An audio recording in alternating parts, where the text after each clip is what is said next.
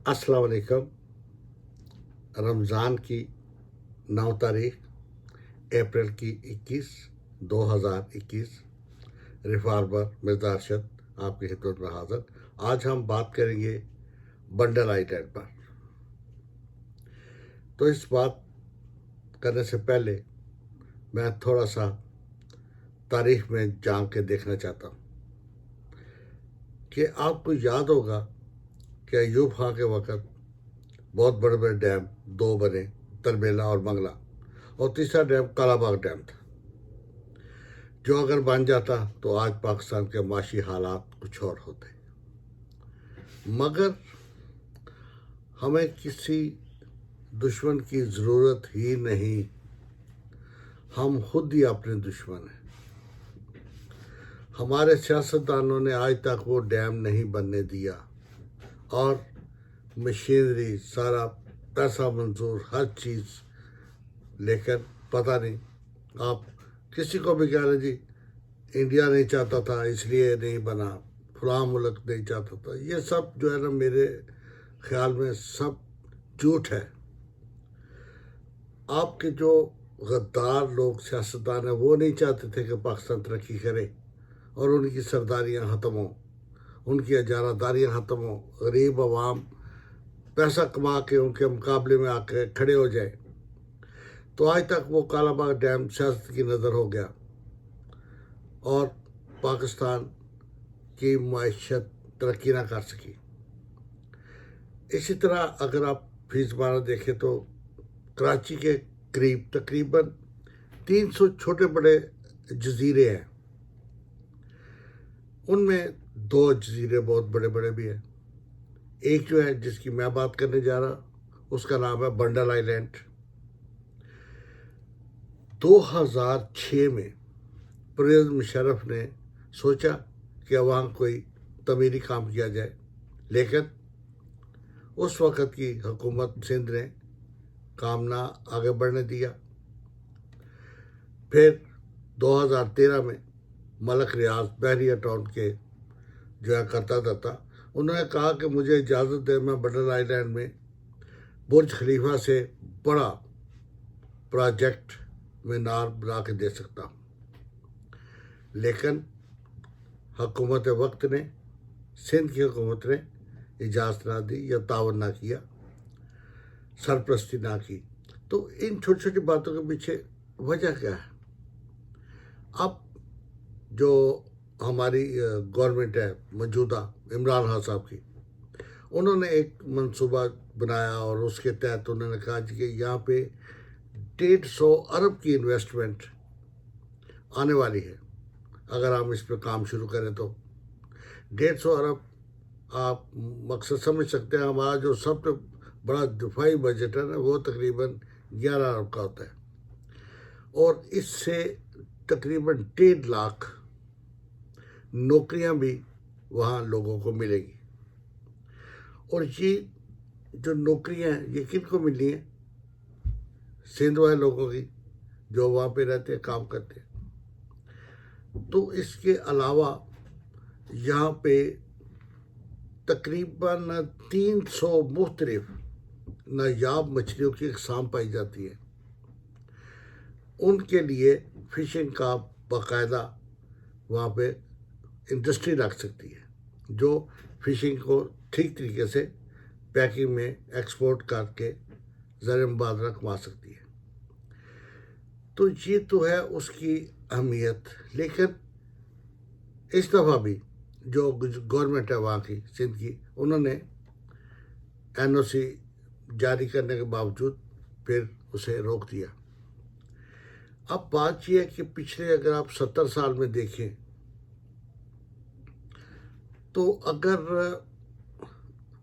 आपकी गवर्नमेंट है, आपने लोगों की भलाई के लिए, पानी का सिस्टम अच्छा करने के लिए सीवर सिस्टम बनाने की कोशिश शुरू कर दी है, और आपके वो 5 साल पूरे हो गए हैं, तो उसके बाद मेरी हुकूमत आ गई है, मैंने वो सीवर सिस्टम ख़त्म करा देना है। क्यों? अगर ये बनेगा तो आपके वोट बनेंगे, लोग कहें जी ये जी। तो मसलन अगर एक कंप्यूटर पार्टी कराती है और पाया तकमील को पहुंच जाता है, تو دوسری جو ہے گروپ وہ اسے اچھا نہیں لگے، وہ سمجھے کہ ہمارا ووٹ بینک ادھر چلا گیا.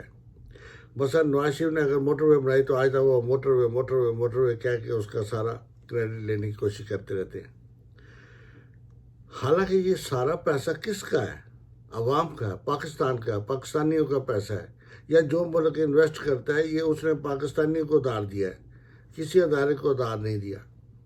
اسی طرح یہ جو بنڈل آئی لینڈ ہے، اگر اس پہ ڈیولپمنٹ ہوتی ہے تو جتنے یہ عرب کا ہے تخمینہ گورنمنٹ لگا رہی ہے اور جتنی انویسٹمنٹ پاکستان میں آئے گی، یہ تو دن رات پاکستان کے ایک دن رات کا مطلب یہ ہے کہ دنوں میں اکانومی کی پوزیشن بدل دے گی. تو پھر اس میں گورنمنٹ جو ہے واقعی مقامی ان کو کیا پرابلم ہے؟ پرابلم یہی ہے کہ اگر یہ ڈیولپ ہو گیا تو جو ہمارا ووٹ بینک ہے وہ ادھر چلا جائے گا پی ٹی آئی کی طرف سے. اب یہ دیکھیں کہ شروع سے وہی بات ہے کالے باغ ڈیم والی کہ اپنے ووٹوں کے لیے پورے ملک کی اکانومی کو تباہ کر دینا ہے، پرواہ نہیں کرنی. صرف یہ کہ ہمارا اقتدار نہ جائے، ووٹ نہیں ملے گا تو کیا ہوگا؟ یہ ہوگا نا آپ کے ایم این اے نہیں ہوں گے، آپ کی وزارتیں نہیں ہوں گی، لیکن پاکستان کے عوام تو خوشحال ہوں گے نہیں. ماٹو کیا ہے؟ پاکستان کے عوام خوشحال ہو نہ ہو، ان کے پاس پیسے ہو نہ ہو، وہ اپنے بچوں کو زہر دے کے مار رہی ہوں، مارنے دیں، کوئی بات نہیں. ہمارا ووٹ بینک قابو ہونا چاہیے، ووٹ ہمیں ملنے چاہیے، تو ہم کام کریں یا نہ کریں.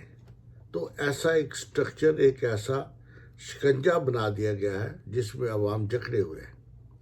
تو اب چاہیے کہ عوام بھی آنکھیں کھولیں اور ایسے لوگوں سے آزادی حاصل کریں جو کہ اپنے ووٹ بینک کے لیے پوری ملک کی معیشت کو داؤ پہ لگا دیتے ہیں. آپ ذرا یہ سوچ رہے کہ اس وقت جن لوگوں نے کالا باغ ڈیم نہیں بننے دیا اور یہ جو ڈیم دو بن گئے منگلا اور تربیلا، تو ان سے کتنا فائدہ ہے اور اس کے نہ بننے سے کتنا نقصان ہے.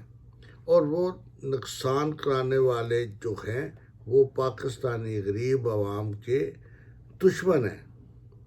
لیکن وہ مجھے پتا ہے اس وقت بھی وہ لیڈر ہوں گے، ہو سکتا ہے ان کے پاس وزارتیں بھی ہوں. تو ہیئر از دا ڈفرینس کہ ہم نے کبھی ایسے لوگوں کو چن کے آگے لائے نہیں جن کو ووٹ نہیں چاہیے، پاکستان کی ترقی درکار ہو. کوئی بھی گورنمنٹ اپنے علاقے میں جو منصوبے ہوتے ہیں ان کی پشت پناہی کرتی ہے کہ عوام کو یہاں سے روزگار ملے، معاشی حالات صحیح ہو جائے. کبھی بھی ایسا نہیں ہوتا کہ مقامی گورنمنٹ جو ہے وہ معاشیاتی ترقی والے منصوبوں میں خود رکاوٹ بنے. تو اب اگر ایک گورنمنٹ خود ہی رکاوٹ بن رہی ہے تو پیسہ کہاں سے آنا ہے؟ لوگوں نے کیوں آ کے آپ کے گھر پہ روپیہ لگانا ہے؟ کیوں وہاں پہ آپ کے جو ہے اس شہروں کو بسانا ہے؟ تو اس لیے اٹس ناٹ ٹو لیٹ. اب بھی ہمیں چاہیے کہ ہم اچھے لوگوں کو آگے لائیں، ایسے لوگوں کو آگے لائیں جن کو ووٹ نہیں چاہیے، ان کو پاکستان کی بقا، غریب عوام کی سلامتی اور ان کی خوشحالی درکار ہو. اگر ہم ایسا نہیں کریں گے تو پاکستان ترقی نہیں کرے گا. یہ لوگ ہمیشہ کے لیے ہم پہ چھائے رہیں گے. ہم سے میری مراد کیا ہے؟ یہ عام جو بندے عام گلیوں میں، محلوں میں، کچی بستیوں میں رہنے والے، یہ ہم لوگ ہیں. ہمارے پاس کوئی محلات نہیں، ہمارے پاس سفر کے لیے اپنے ذاتی جہاز نہیں ہے. ہم ٹرینوں کے بعد تھرڈ کلاس میں لٹک کے سفر کرنے والے بندے ہیں. بسوں کے چھتوں پہ بیٹھ کے ہم مزدوری کے لیے جاتے ہیں. تو ہمیں ایسے ہی اپنا لیڈر بھی چاہیے. ایسا لیڈر نہیں چاہیے جس کو پتہ ہی نہ ہو کہ میرے محل سے باہر کیا ہے، میری مرسڈیز کار کے باہر ٹیمپریچر کیا ہے، جسے پتہ ہی نہیں کہ یہ جو گدا ہے جس پہ میں سو رہا ہوں اس کا ہیٹنگ سسٹم جو ہے وہ اسے گرم ٹھنڈا کر سکتا ہے، اور وہ جو مزدور فٹ پاتھ پہ سو رہا ہے اس کا ہیٹنگ سسٹم کون بڑھاتا کراتا ہے. تو پلیز پہلے دن سے میں کہتا ہوں یہ جو اب ایک ترقی کا راز ہے بنڈل آئی لینڈ، یہ ایک سونے کی چڑیا ہے. اس کو کیش کرائیں. بھول جائیں کہ آپ سندھی یا بلوچی یا پٹھانے کس کا ووٹ بینک بڑھے گا، کس کا ووٹ بینک کام ہوگا. یہ سوچیں کہ پاکستانی عوام کی بڑائی ہوگی، 1.5 لاکھ لوگوں کو نوکریاں ملیں گی. آپ سوچ بھی نہیں سکتے جتنا اتنے انویسٹمنٹ ادھر آئے گی، لوگ آئیں گے. تو یہ سارے پاکستان کی ایک ترقی کا ہب بن جائے گا. اور اس سے کراچی والوں کو سب سے زیادہ فائدہ ہوگا کیونکہ کراچی کے نزدیک ہے. اور اس بنڈل آئی لینڈ کی ترقی سے باقی جو چھوٹے چھوٹے جزیرے 300 جزیرے ہیں ان میں بھی ترقی شروع ہو جائے گی، ٹورزم بڑھے گا، آمدنی بڑھے گی.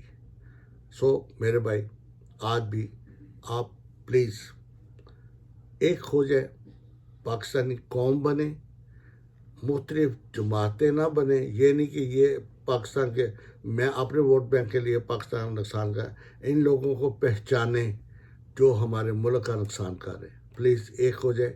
میری اللہ پاک سے دعا ہے کہ ہم سب کو اچھے کام کرنے کی، اچھے لوگوں کو سلیکٹ کرنے کی قوت عطا فرمائے، اچھے فیصلے کی قوت عطا فرمائے، اور ہم سب ایک ہو کے پاکستان کی ترقی کے لیے کام کریں. یہ بنڈل island this is a golden sparrow, یہ سونے کی چڑیا ہے، اس سے فائدہ اٹھائیں، ووٹ بینک کو بھول جائیں. تو پلیز آج کے لیے اتنا کافی ہے. اگر آپ میری بات سے متفق ہیں تو then share it, like it, it will be encouragement for me. Thank you very much. اللہ حافظ. پھر ملاقات ہوگی. خدا حافظ.